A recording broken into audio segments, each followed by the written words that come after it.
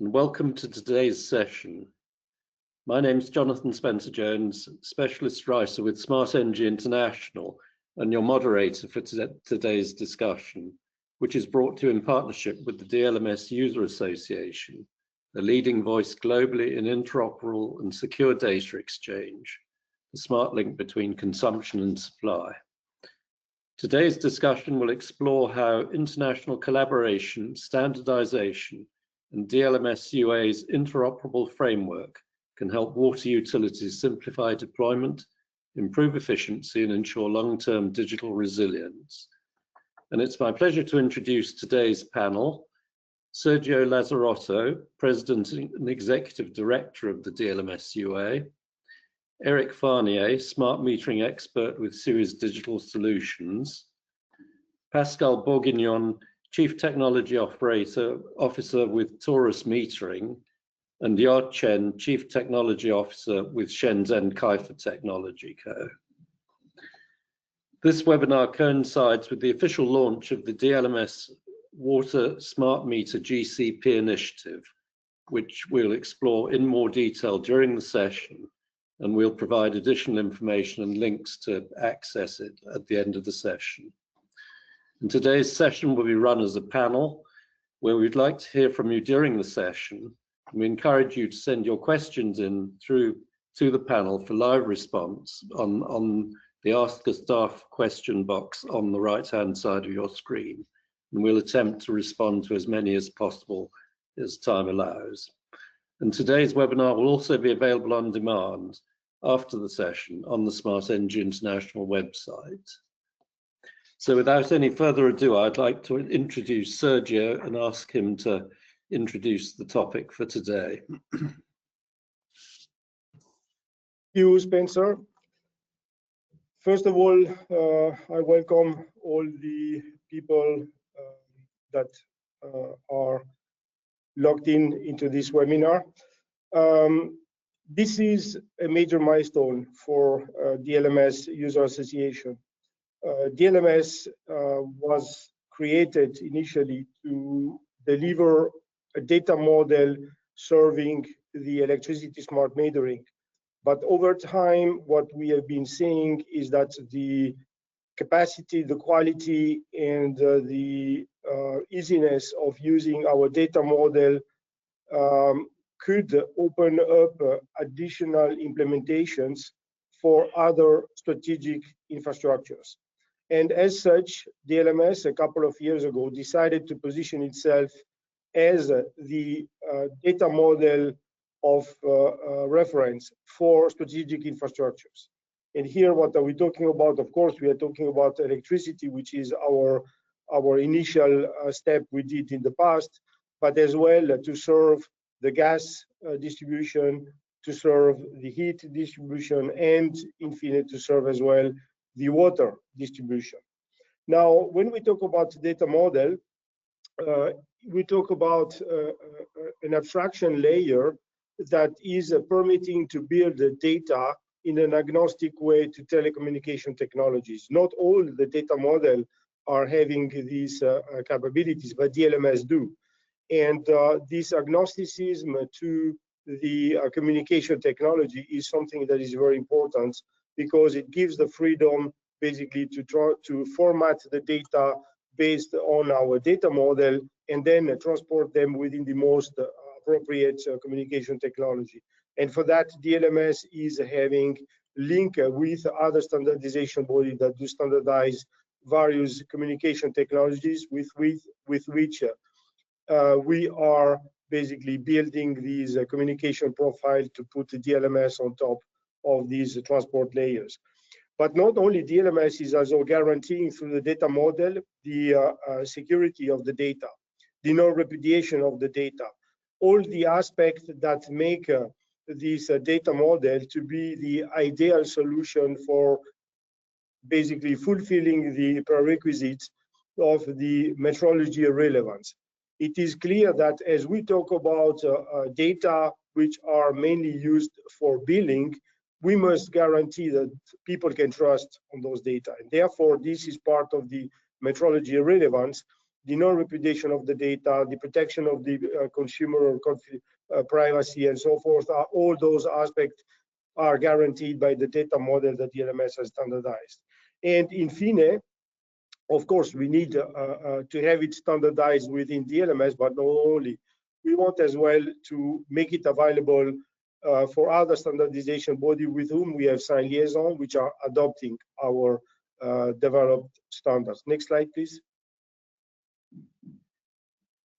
Next slide. Yeah. So the liaison we have today signed with other standardization organization. Of course, there is IC, Senelec, ANSI, and we have signed as well with outside Europe and United States organizations as well, with CEPRI in China, with Kobe in South America, AFSCC that is aggregating 18 African countries. The way how it works is that DLMS is signing those liaisons in order to be able to have DLMS standards, published standards that are then pushed into those organizations via the liaison we have and adopted by those organizations.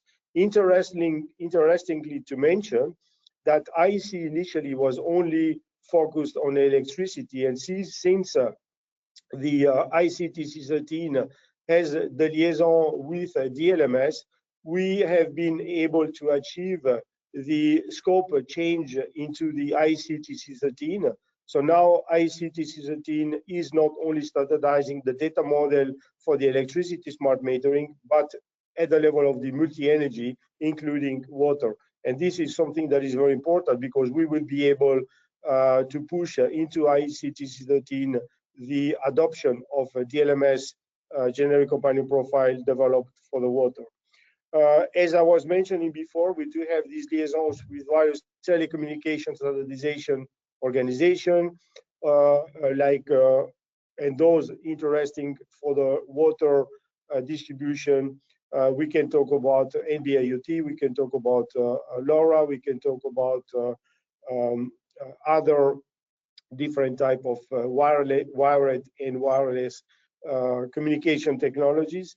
And these liaisons are extremely important to guarantee that the implementation of DLMS over those communication technology is done into an optimized way.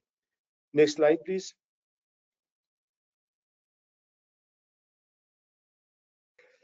Now, as we talk about generic companion profile, what are we talking about? DLMS is a data model, and as such is an aggregation of a certain number of functionalities which are defined within the data model specification.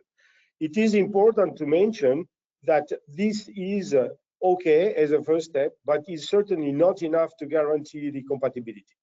And clearly what DLMS is shooting for, DLMS is shooting the capability of permitting its member to get into the market with compatible product. What does it mean to be compatible? It means to be plug and play. So within the same type of communication technology, you can replace one device from one manufacturer with another device from another manufacturer, and it should behave within the generic companion profile standardized by DLMS. It should behave exactly in the same way. This is a very important milestone achieved by DLMS, and of course we are achieving that via the certification of our of the manufacturer's implementation of our generic companion profile. So what is effectively a generic companion profile? It is basically a selection of functionalities defined into our data model, which are parameterized and which are configured and associated so that they are basically responding to a very specific use case. And an aggregation of a certain number of use cases, this is what is the generic companion profile.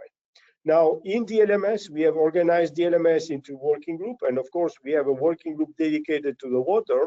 And in this working group, manufacturers and public utilities, water public utilities are working together to standardize the water generic companion profile by effectively pick and choosing those functionalities, configuring them, parameterizing them, associating them, define the use cases, And when they have defined a certain number of use cases, then this is basically what is the generic companion profile for the water smart meter, which is a specification that manufacturer can take over as is, implementing it as is without having too much to think about how to parameterize or how to configure the different data model functionalities. And then, of course, with the device implementing this GCP, go into the accredited test lab to obtain the certification for compatibility.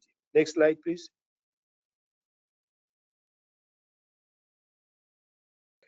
So the key takeaway is that the COSM data model and DLMS application layer are is the let me say specification that is permitting to guarantee the metrology relevance, and it guarantees all the aspects of the metrology relevance, which are data privacy, interoperability, multi-vendor compatibility thanks to the GCPs, and as well the encryption of the data and the security of the data exchange.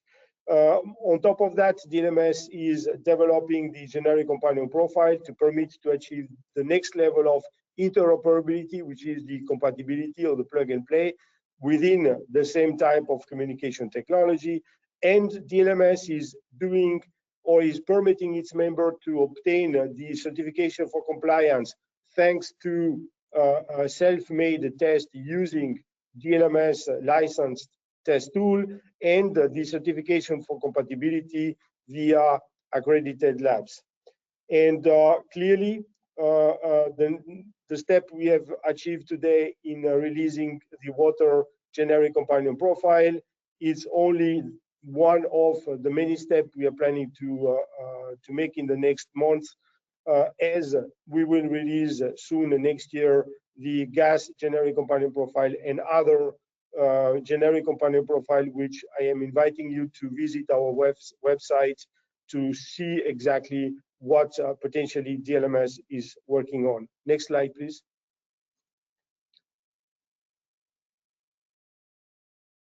So now I am handing over to Eric, the next part of the webinar. So he will explain a little bit the vision from the public utility point of view. Eric. Okay, before we delve further into that, thank you, Sergio. We've got an audience poll to get some insights on what's going on in the industry. And the question is, what do you see as the top challenge for water utilities today? So if you can select one of them: non-revenue water, aging infrastructure and high maintenance costs, regulatory compliance and sustainability targets, digital transformation, smart metering adoption, consumer engagement and transparency. And there's 1 minute we're down to about 35 seconds now to make your vote.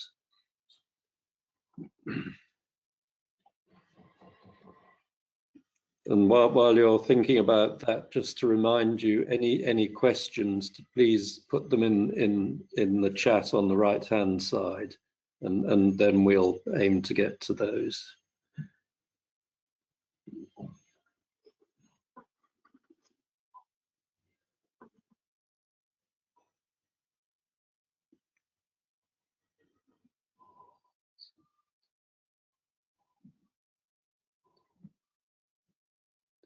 Okay, quite a divergence of views there. So, Eric, would you like to pick that up and comment?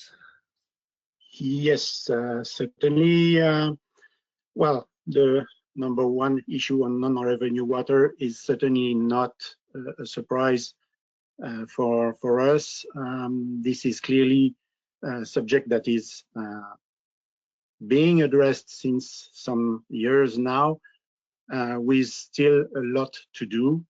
The second one, digital transformation, I will not be surprised neither, as the department where I belong is called digital solutions. So clearly for us at Suez, the digital transformation in the smart metering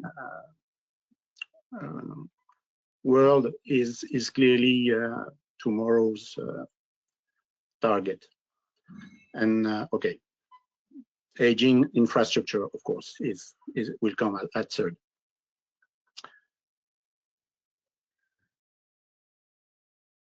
So, thank you, Sergio, for the introduction, and I will go into my own slides now.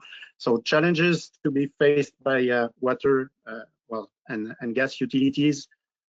Why water and gas? Because those have a common point. They are battery powered. As you can imagine, there is no electricity around the water meters.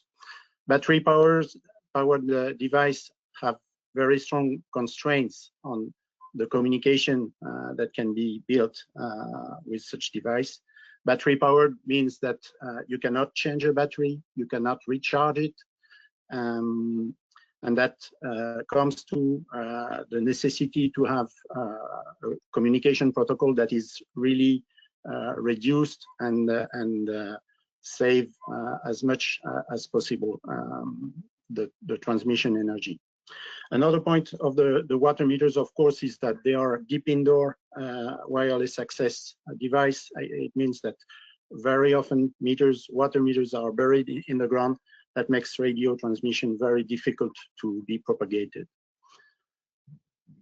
As we need to have a very long range propagation, that means also that the data rate has to be low, which is contradictory with the low consumption that we are looking for, because of course speaking with a low data rate means having a long duration, relatively long duration of the communication. Long-term operation, water meters are in the field for at least 15 years in many countries. Of course, this is mostly country dependent. Some countries are changing the device more often. Now, with the introduction of smart metering, the cost of a smart meter is greater than the one of water meters, simple water meters, and that makes that changing the device is something that the utility cannot afford. This also implies that the communication solutions that are chosen by the utility needs to be proven for a long time, a long duration. There must be a commitment that the solution will be maintained by the operators. Targeting here some of the previous solutions we have seen with the telecommunication utilities that are sometimes removing one solution from the market, which can be an issue.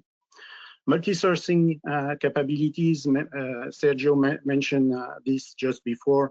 Clearly, it is very important for water utility to be sure that they can purchase the device from different sources. Different sources means different meter manufacturers, means also that the solution must be built on different electronic solutions. You cannot build a reliable system with a solution that would be relying on a single sourcing for your electronic components. And of course, it will have to be compatible with the new services that we are willing to build to improve the consumer awareness of their consumption, and of course, with the target of reducing the consumptions. Next slide.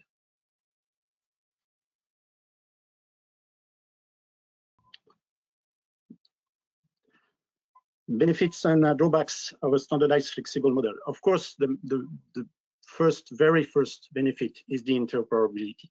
Interoperability is the first word that I heard since the European Commission issued a mandate for smart metering back in 2009. The very first point that was addressed is we need to have interoperability. Of course, this avoids the proprietary solutions which link you with one single provider. It has also to be agnostic to the communication protocols, because again, you need to be able to use different communication protocols to forward the information. And the solution has to offer complex data logging or dataset customization. What I mean here is that it must be rich. It must allow you to have more information tomorrow to improve the network management. The drawbacks is that this introduces a new solution where solutions have been on the field for some time now. And of course, this will be easier to introduce a solution with newcomers to the digitalization into the water world. So yes, interoperability, and again, one point of attention, interoperability on the data set is one point. That means also that the communication protocol must propose interoperability. And also the one point of attention will be to take care about the existing network infrastructure to be able to maintain what we call today digital sovereignty. Do not deploy several communication network where there are already some existing. Next slide.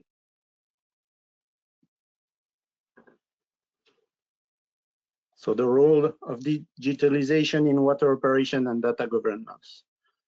And this comes back to one of the points that the audience pointed at. First of all, of course, the big interest is to detect the abnormal consumption patterns, like detecting leaks, detecting the pipe breaks, detecting tampering, also, and this is more a sanitary concern, detecting backflow that could be very dangerous for the consumers.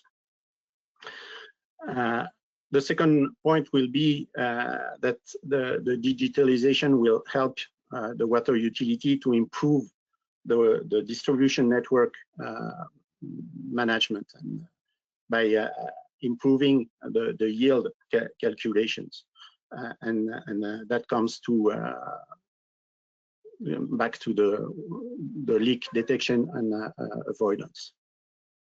This implies also that additional sensors will be added to the network, so it's not only metering, but there will be more and more sensors to be added on the field. And this is also something to consider when the choice of a protocol is done. New services, I already mentioned, of course, the digitalization will help at improving the customer awareness of its consumption by giving him some information about his consumption disaggregation. For instance, being able to know what is the share of the shower in the consumption, because shower is something very important, as it is also using hot water. That means energy and electricity. The new services will also allow the utility to offer multi-tariffication, and this is very important for the future to reduce the consumption.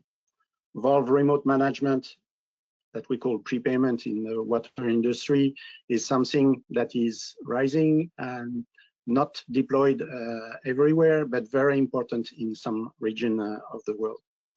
So all of that is really what is necessary for the consumer to achieve, consumption savings, and also for the utility to be able to optimize the network management. One last slide.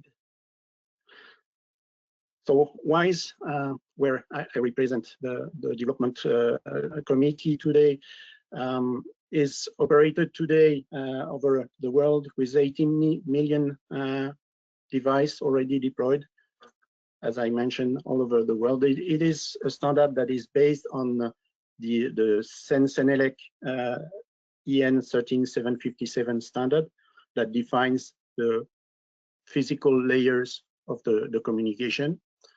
And this is linked, there are some liaison with DLMS already. And as we mentioned on the right side, we have recently signed a liaison between WISE Alliance and DLMS.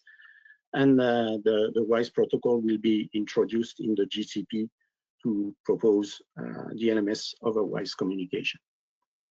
Thank you.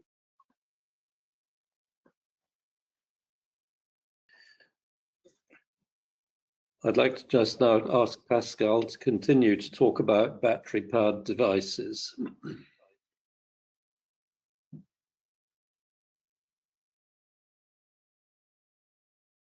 Right. Okay, thank you. First slide, please. So let me first introduce myself quickly. I'm the CTO of Taurus Metering. Taurus Metering is a young and dynamic company specializing in meter management. And our specialty is really the advanced use case. We have all long experience in metering for years, not only water but also electricity and gas. That means we know quite well the different protocols that are used, and we are paying particular attention about DLMS COSEM for to fit the new requirements in this area. Next slide, please.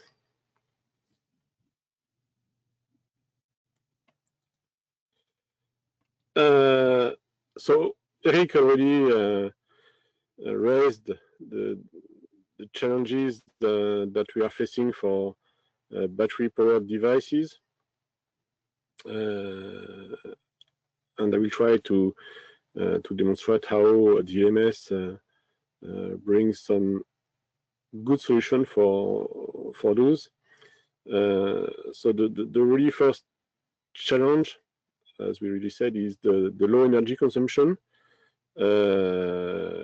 So the meter are battery operated. That means the lifetime of the meter is directly dependent on the energy we are drawing to communicate. Communication cost energy, especially now that we are enhancing the range on communications. That means what we want to do is to transmit as much information as possible, keeping the time on air as short as possible. The second challenge is with smart metering. We are introducing more and more new useful functionalities, such as consumption monitoring, that's profiles, the event logs, the valve management, prepayment also is a strong new use case. Tarification also, the firmware update, and so on. And the third biggest challenge is really that new technologies. We see many communication technologies that are improving the efficiency of the communication.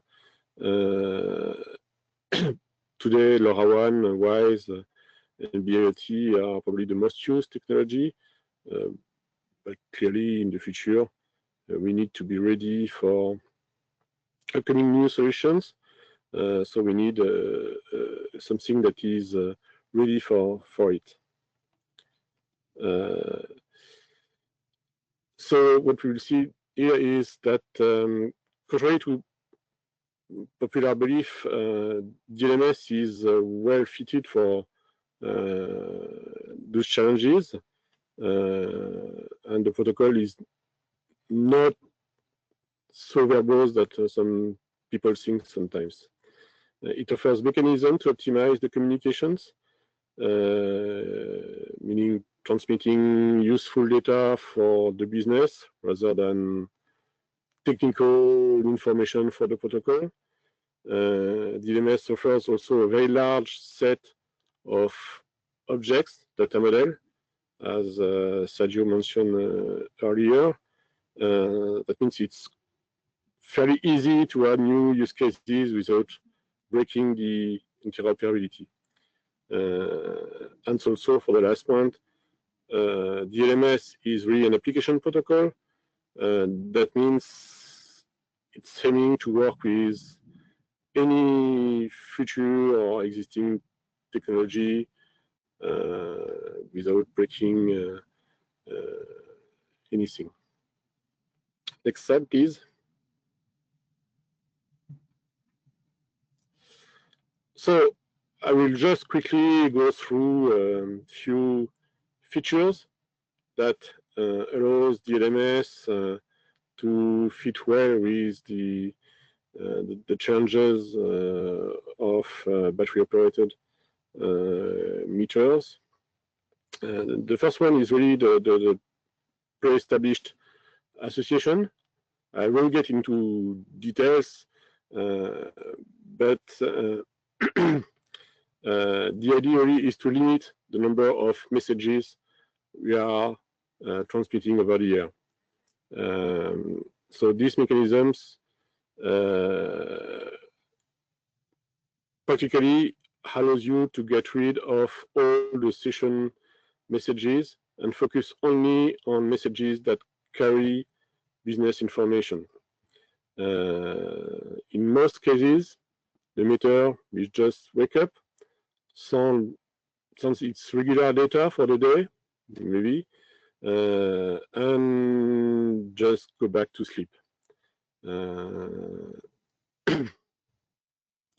But whatever you have in this message, and sometimes when you want to send a command to the meter or to read an extra information, then you can get the opportunity of this regular message to send a request to the meter and get what you want from the meter.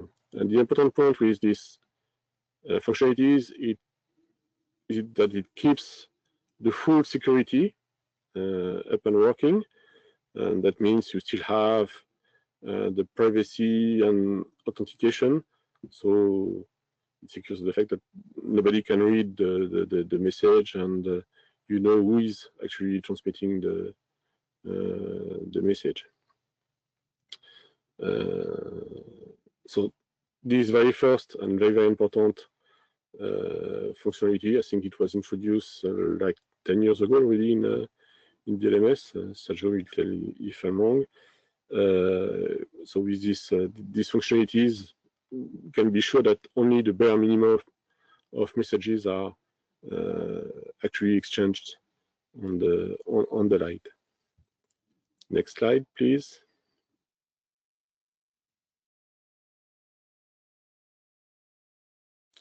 The second feature is the compact data, and with this one, we can make sure that not only we have only the strict minimum of messages over the air, but also that all those messages are really optimized.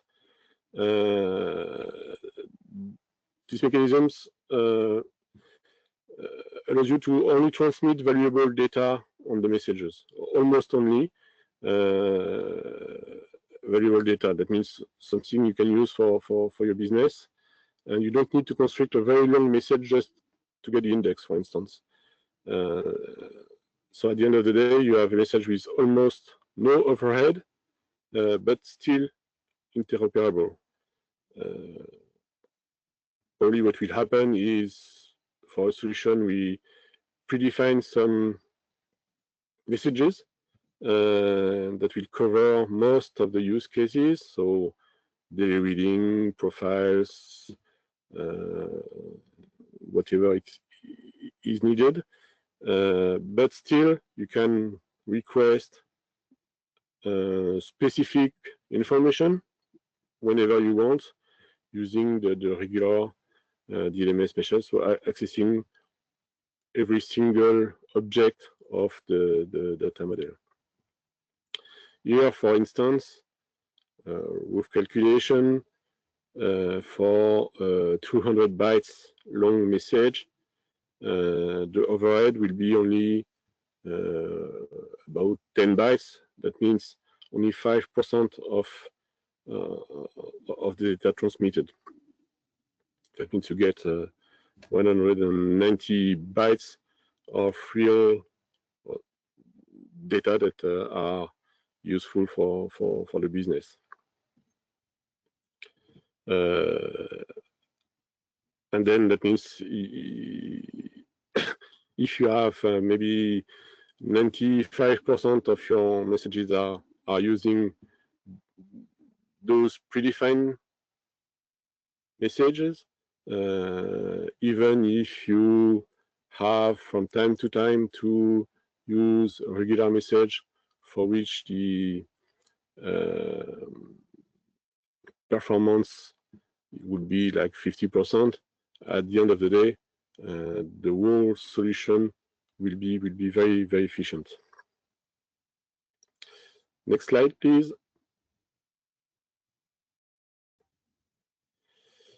And the last feature I wanted to show for that are really useful for battery operated devices is the SCHC compression, the SCHC that is pronounced as SCHC.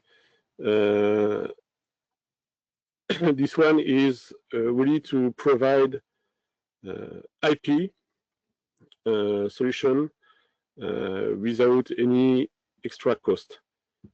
Extra cost in a sense of not putting extra burden on the message. SCHC is also a standard from IETF and is already introduced in DLMS. And how it works very quickly is on both hands of the communication, so on the meter side and on the other party side, likely the head-on system part. Both are talking IP. It can be IPv4, v6, probably UDP behind. The SCHC is on both hands compressing and decompressing the messages, and at the end of the day, on the communication line, you are getting rid of all the extra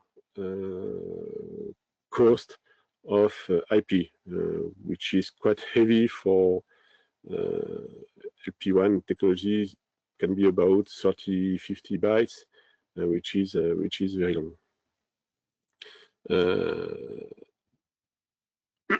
SCHC also provides some extra features like fragmentation that can be useful, and also it's quite extensively configurable. That means you can even use it for more than just IP, and even improve the compression of the messages using this function.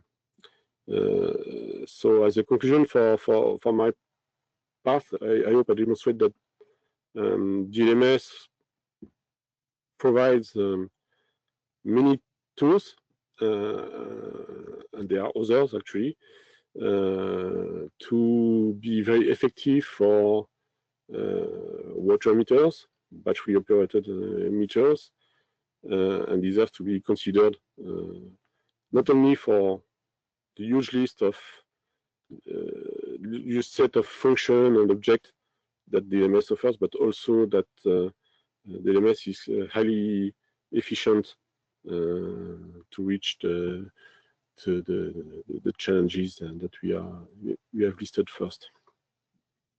Next, please. Well, that was the last. Jonathan. Okay, good. Well, thank you, Pascal. And before we move into the next section, we've got another poll just to get some more insights on battery-powered devices. And the question is, what are the biggest challenges? Battery lifetime, cybersecurity, reliable data transmission, device lifecycle maintenance. And as before, you have 1 minute, probably about 40 seconds now to give your vote there. Again, please let me remind you, if you have any questions, to put them through that we can respond to later in the session.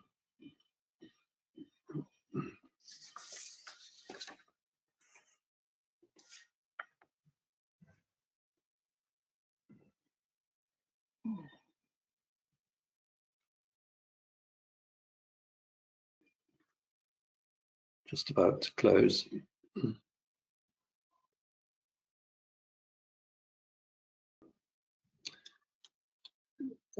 Pascal, I'd like to ask if you'd like to comment, and then Jaap also then to lead into your part of the presentation.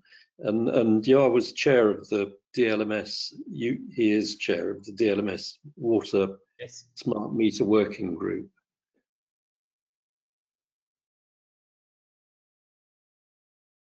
Pascal? Yep. Yes, clearly, battery lifetime, that was the point I wanted to address in the first place. So I'm glad it's considered as the biggest challenge for water meter. As I said, the battery lifetime is also the meter lifetime most of the time. That means it has a direct impact on the cost, the overall cost of the solution. So that's really the one of the first point to address.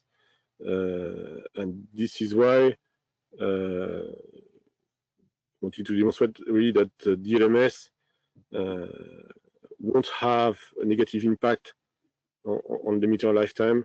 In contrary, it provides a lot of tools to not be wasteful on the communication part.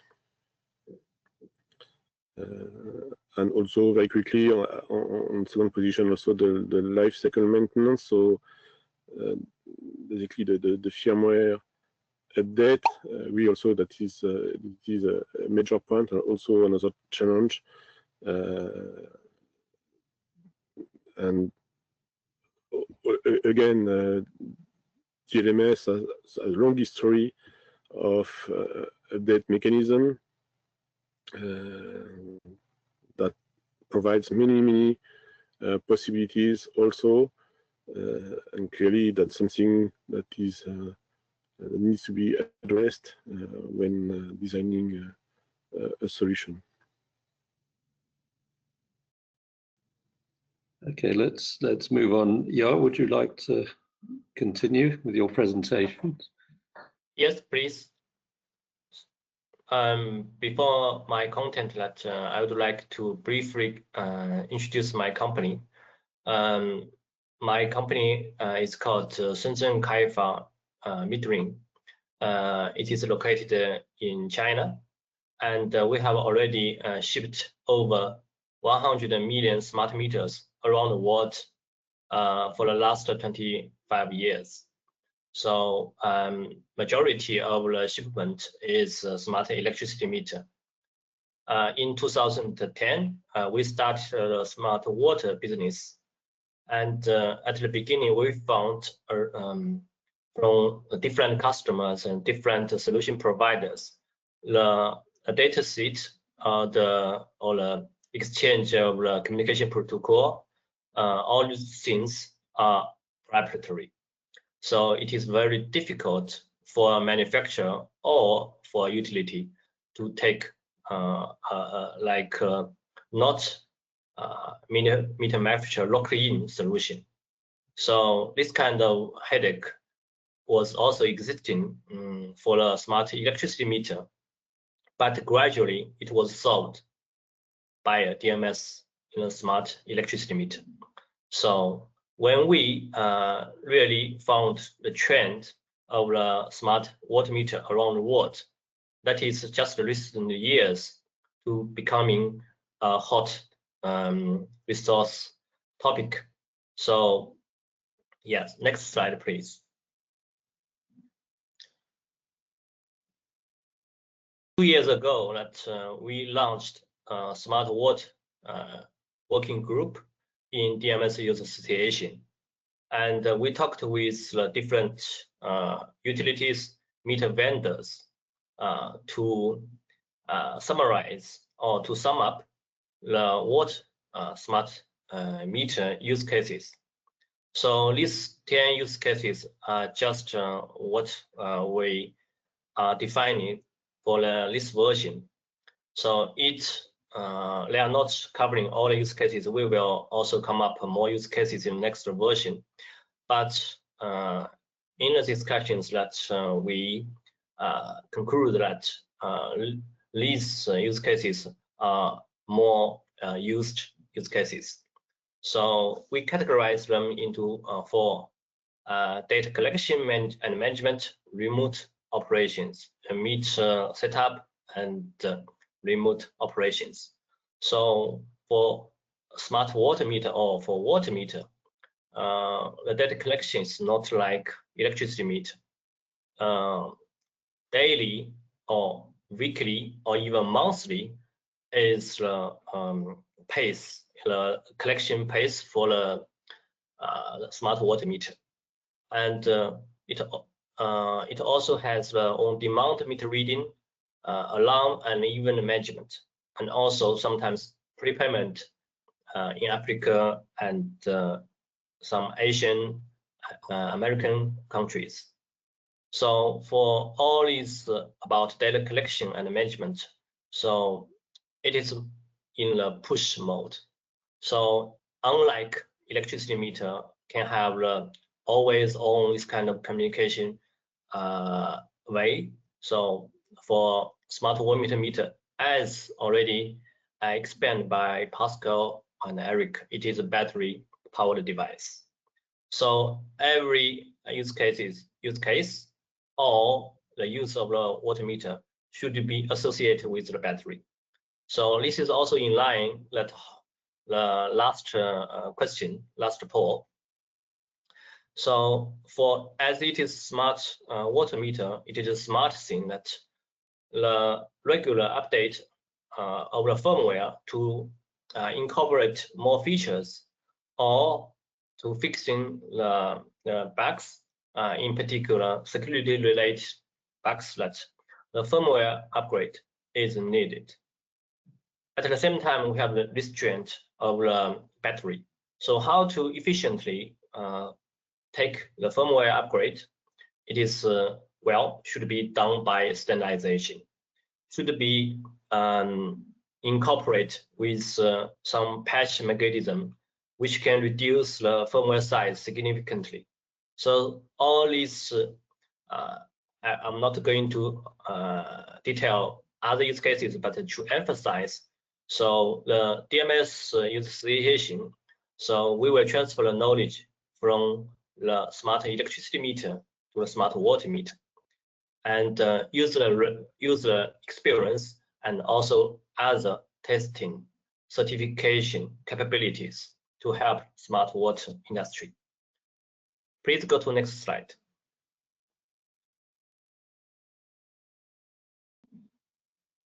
As a meter manufacturer or solution provider, So when we promote something to our customer, so no customer wants the meter vendor lock in, although we like it. But at the perspective of the customer, the utility, they want interoperability. They want free selection of the meter vendor, not just the meter itself, but also the communications. So because the communication technology is evolving day by day, now we have just a few years ago that 3G was still used, but now 3G almost phased out in a lot of countries, and 2G as a very important legacy communication that is also phasing out in European countries, in Asian countries, and also in American countries. So as a narrowband IoT, LoRaWAN, this kind of low power WAN communication is also used in battery powered devices, not just a meter. And for M-bus, also WISE and other ZigBee, this kind of short range communication is also used in battery powered devices. So we have this kind of ecosystem that where we have so many different communication technologies, and also the systems, the backend systems will also have hundreds of different vendors. So each one has their own interpretation of the communication, of the data model, of how to do the use cases. So interoperability, like other versions, that other features of the standardization, that in perspective of the manufacturer is the top priority. Next slide, please.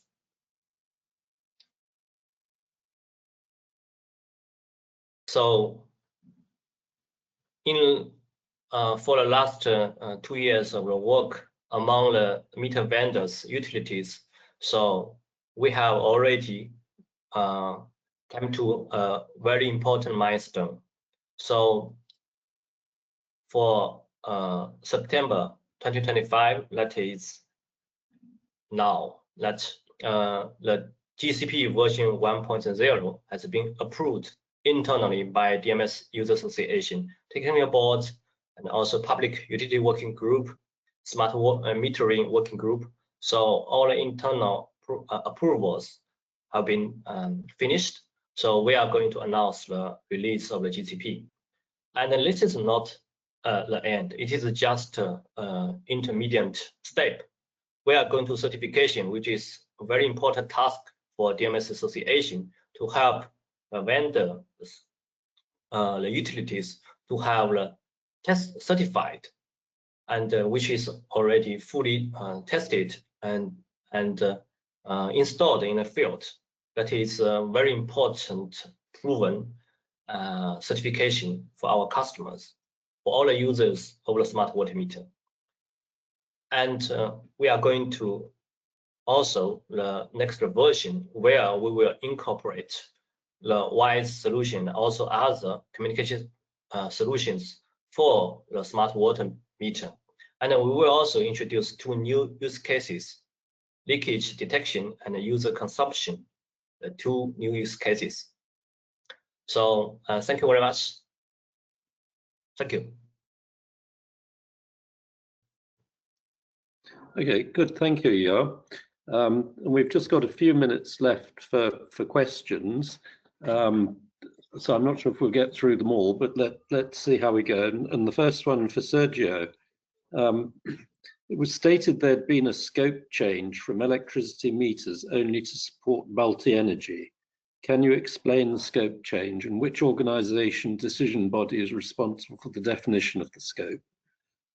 Yeah, so effectively the way how IEC is organized, it used that within IEC, the TC13 technical committee, who owned the responsibility of standardizing the data model for the metrology relevance, in particular used for electricity smart meters.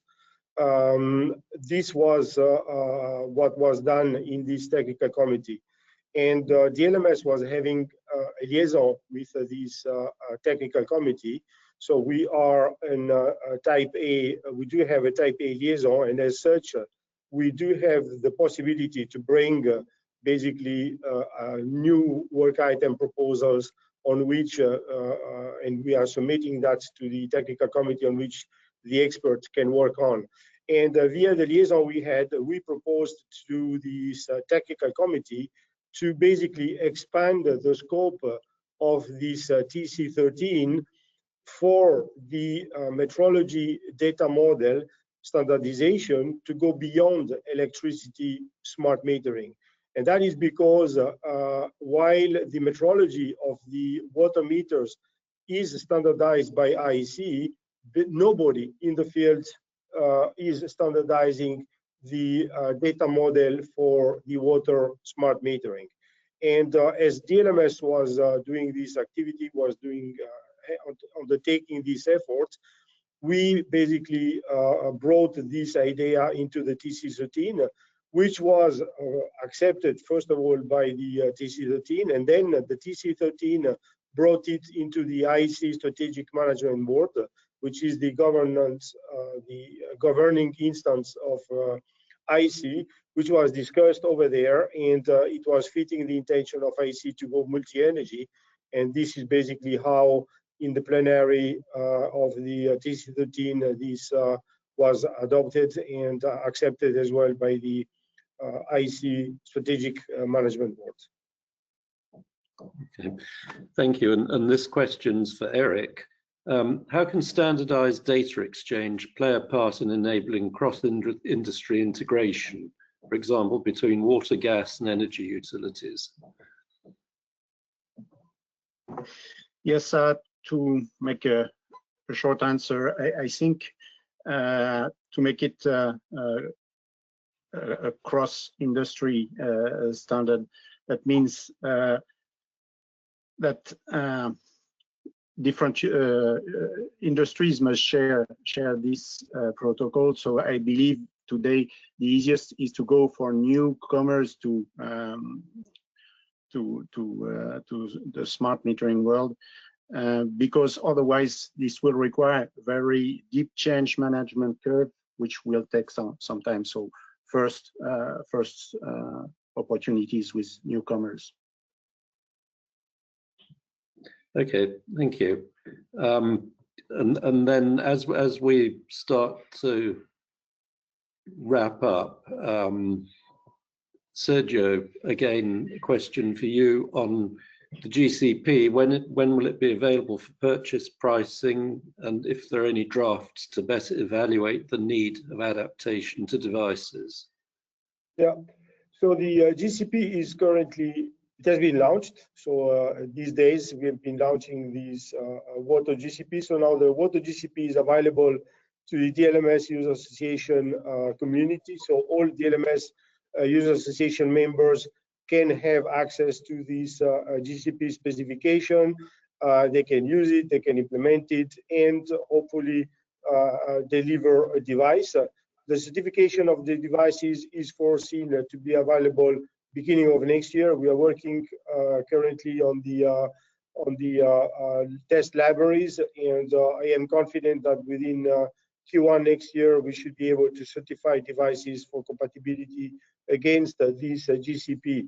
And this specification is as well available on our website for non-DLMS members, so that non-DLMS member can purchase this specification, of course, under strict IP licensing limitations, where this specification can be licensed, can be purchased and licensed only for evaluation purposes and for basically doing academic works and benchmarking. But if people want to implement it into commercialized devices, they will have to become a member, a DLMS member, because DLMS expectations is that all devices implementing DLMS IP must be certified by DLMS accredited test lab. That is the only guarantee we have that what is in the field is coherent with our expectations and coherent with the quality that we are committed to deliver to the industry. Thank you. And then the final question to both Pascal and Jahr for a very, very brief answer is, what is the impact of using DLMS on battery life? What is the energy consumption of using DLMS? Yeah, let you. Just as I said, the DLMS has no direct impact. What we need from DLMS is really to be very efficient on the communication. And as I said, what we want is to transmit valuable data. Valuable means something that the utility needs for its business, and not so much information for the protocol itself. And for this, I think now DLMS is quite efficient. Yes, DLMS has its own way to compress data to also to make the communication more efficiently. That it can adapt to a different communication way. Yeah. So another thing is that to efficiently use the battery, that the communication technology, the performance should also be tuned enough. Otherwise, if the signal receiving is too bad, so the power consumption for the battery will also be high. So although that we have the standardization of the DLMS and which can help the communication itself, but what will leave to the manufacturer that you still have to take your own work to how efficiently use the battery itself. Okay, good. Well, thank you very much. And on behalf of DLMS and Smart Energy International, I'd like to thank all today's experts for sharing their insights. And thank you too to the our attendees, and to remind you that a recording of today's webinar will be available on demand on the Smart Energy International website. We will share a link with you for the GCP launch, and if you are planning to attend Enlit Europe in Bilbao this November, and I'd like to encourage you to do so, you can connect directly with the DLMS team and members there. And DLMS is partnering with Enlit to launch a dedicated Smart Water Networks program. The main session on the Thursday, featuring industry leaders, emerging technologies and insights into how utilities, solution providers and policymakers are driving smarter water systems. There'll also be a networking event on Wednesday evening to meet peers, exchange ideas and build new connections. So hopefully we will see you there, and thank you very much again for attending now. Goodbye.